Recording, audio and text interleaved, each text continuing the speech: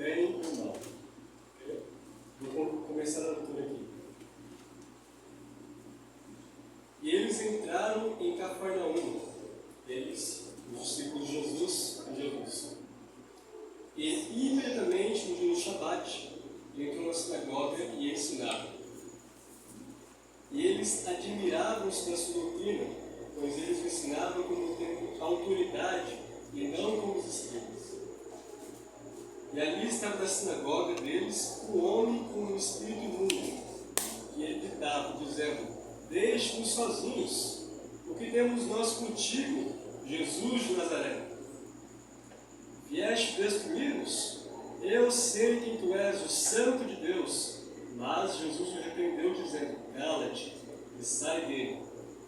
Então o espírito imundo, convulsionando-o e gritando em alta voz, saiu dele. E eles todos se espantaram de tal modo que questionavam entre si, dizendo: que coisa é esta? Que nova doutrina é esta? Obrigado. Porque com autoridade ordena aos espíritos imundos, e eles lhe obedecem. E imediatamente sua fama se espalhou por toda a região ao redor da Galileia. Nessa passagem aqui, nós temos um homem que é usado como um joguete, um marionete por Satanás. E com certeza ali houve uma cena terrível, espantosa, que foi resolvida por causa de Jesus de Nazaré. Ellen White relata que se aquele homem endemoniado que entrou ali na sinagoga e atrapalhou ali a mensagem de Jesus tivesse um vislumbre das consequências de suas ações no futuro, enquanto ele estivesse ainda no começo da prática do pecado, da vivência do pecado, ele teria recuado com pavor da cena, assim como Acã, que a gente está buscando aí na lição da escola sabatina de Josué, e também assim como Judas Iscariotes. Porém, ali naquele mesmo lugar da sinagoga, existiam outros endemoniados, que tinham uma situação ainda mais desesperadora.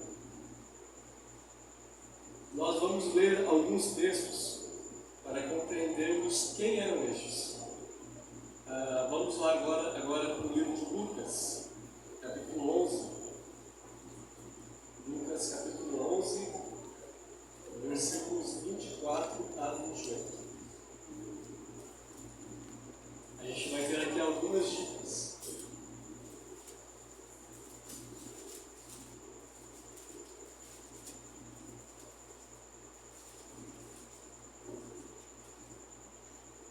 Acharam todos?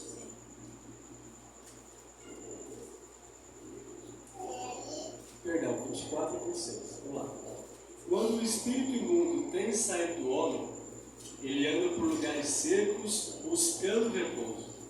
E não achando, ele diz: eu tornarei para minha casa de onde saí. E chegando, acha varrida e ornamentada. Então ele vai, leva consigo outros 7 espíritos piores do que ele. E eles entrando, habitam ali, e o último estado desse homem é pior do que o primeiro. Aqui Jesus ensina que não é suficiente apenas não se submeter aos poderes das trevas. Se negligenciamos fazer aliança com a luz. Aqui é indicado que não é apenas a hostilidade ao nome de Cristo que é o problema, mas também a indiferença ao nome dele. No texto aqui, primeiramente, a casa estava vazia e então ocorreu o desastre. Negligenciar a oração e o estudo da Bíblia é desejar correr forte risco de se tornar um agente de Satanás. O mal só pôde habitar na casa porque a Jesus foi negada a entrada. Por que a casa estava vazia? Jesus poderia estar lá. E finalmente, para nós compreendermos quem eram os sujeitos A, B, C, D, E, etc., que estavam numa situação pior do que aquele endemoniado de Cafarnaum, nós vamos no livro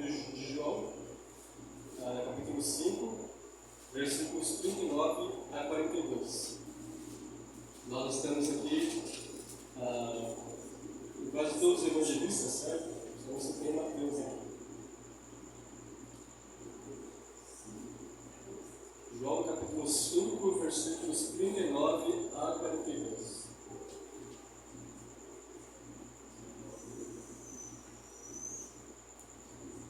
Examinais as Escrituras, porque pensais ter nelas a vida eterna, e são elas que dão testemunho de mim, e não quereis vir a mim para ter-lhes vida. Eu não recebo honra dos homens, mas eu vos conheço e sei que não tendes em vós o amor de Deus. Que palavras duras. Os judeus, os fariseus ali, eles não sentiam necessidade de Cristo.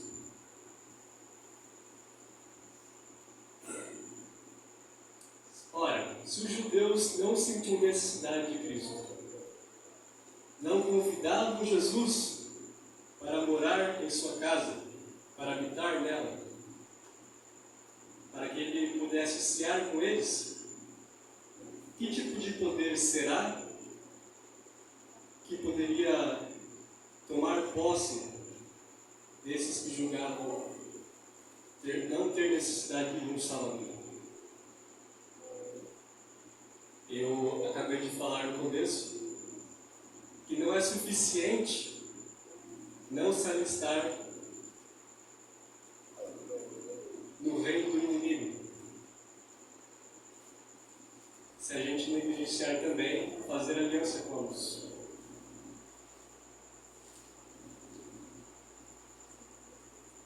Essa história curta, essa comparação de textos eu faço com que intuito, com que motivação? Eu gostaria de trazer para nós hoje, nossa realidade, para uma prática realmente verdadeira. Eu creio que o texto a seguir é conhecido de muitos. Nós vamos para o último texto dessa noite, capítulo 3 de Apocalipse.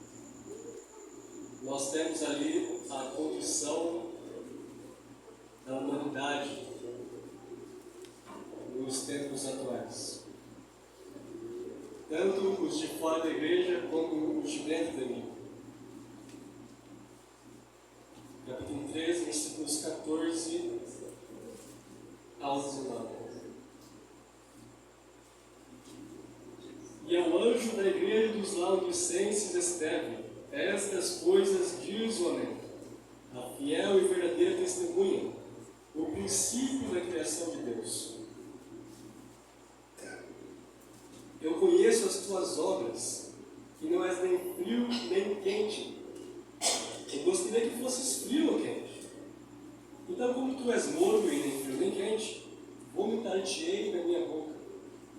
Porque tu dizes: eu sou rico e cheio de bens, não tenho necessidade de nada. A palavra-chave que eu quero enfatizar aqui é necessidade. Como os judeus não precisavam de Jesus, ou pelo menos eles pensavam que não precisavam, Satanás poderia ficar tranquilo, digamos assim, relaxar no sofá, porque ele sabia que está tudo sob controle, sob controle. Ainda que eles não se assemelhassem à condição do endemoniado da forma humana. Ainda que eles não proporcionassem um terrível espetáculo. Era uma forma mais polida, uma forma sutil. Mas mesmo assim, por eles deixarem a casa vazia, eles, na verdade, disponibilizavam a entrada para o diabo. E se tornaram agentes de Satanás como fogo. Continuando a leitura. E não sabes que és um desgraçado, e miserável, e pobre, e cego? Aconselho-te comprar de mim ouro refinado no fogo, isto é, o amor, para que tu sejas rico, e vestes brancas, para que te vistas, isto é, a justiça de Cristo, e que a vergonha da nudez não apareça, e que unjas teus olhos com colírio, para que possas ver.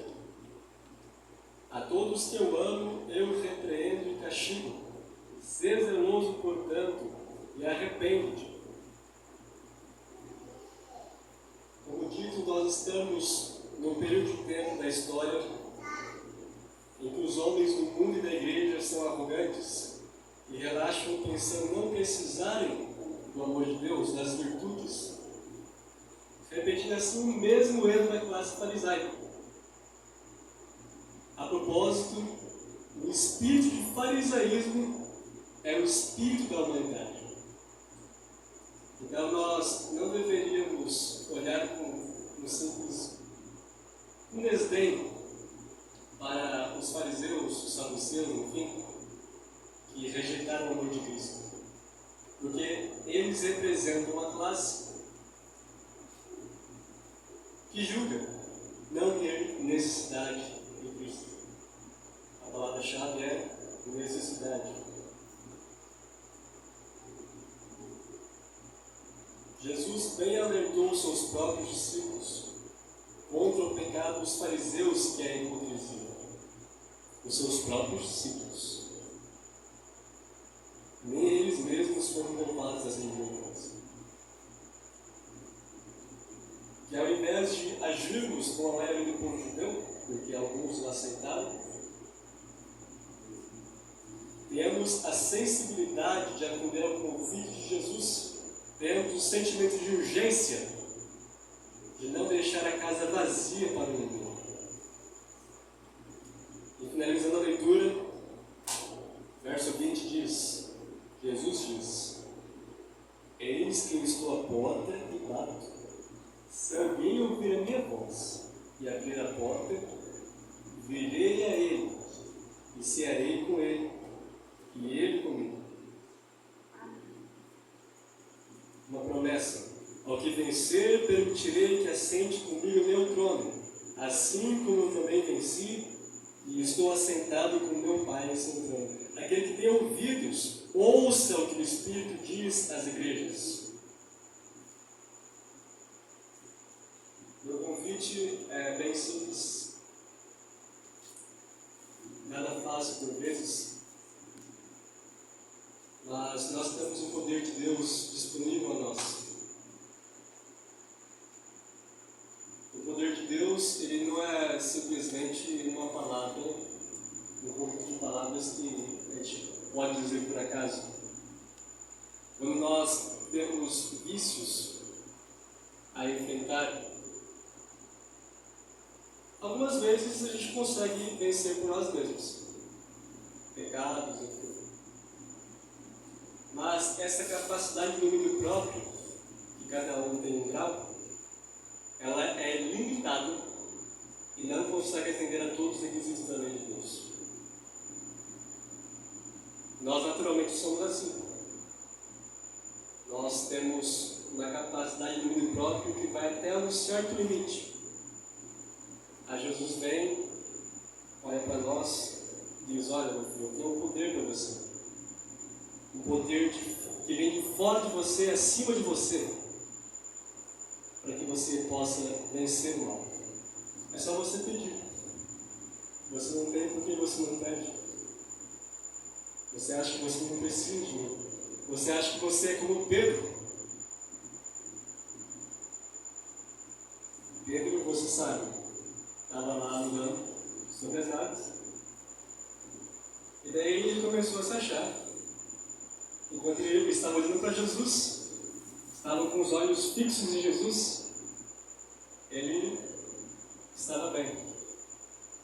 Mas foi só ele desviar, direcionar o olhar de Jesus para um lugar que onde não deveria estar, uma distração, e ele começou a afundar. Da mesma forma, a gente pode dizer por algumas vezes, não, eu sou forte, a minha fé é inabalável, eu não posso cair. E daí é só a gente negligenciar a oração, negligenciar o estudo da Bíblia, achar que está tudo bem ainda. Não, está tudo bem, eu estou de pé ainda, estou andando sobre as águas. E daí você vai lentamente afundando. Nós não precisamos chegar a esse estado. Mas como o apóstolo João diz, se alguém chegar nesse estado, nós temos um advogado justo no céu que pode te levantar, te tirar das profundezas do mar, te tirar do abismo do pecado.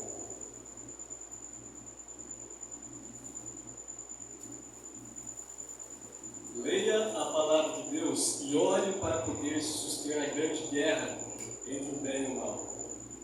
Ore por você e pelos seus irmãos, para que eles tenham o senso de necessidade de Jesus, para que você e eles tenham fome e sede do reino de Deus. Ore para que você e eles estejam mais impacientes para comparar texto com texto logo pela manhã, do que checar os reels no Instagram ou as últimas notícias no YouTube.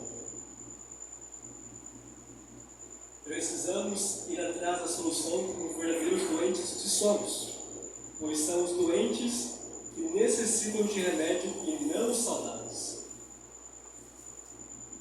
Eu coloco aqui uma paráfrase. Eu estava no ano passado, no mês de fevereiro, numa campanha realizada pela TV Terceiro Ano, não sei quantos aqui conhecem. Eles têm conteúdos muito bons lá. E um texto que um dos oradores apresentou me marcou bastante.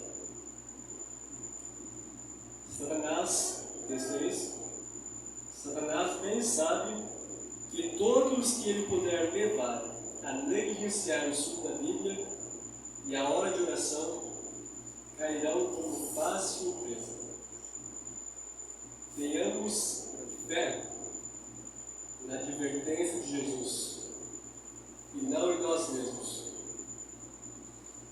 Que todos os dias nós não nos contentemos apenas em ignorar certos vícios que nós sabemos que nós temos tendências, mas que nós tenhamos a certeza de que Jesus está em nossa casa. E assim nós não seremos abalados.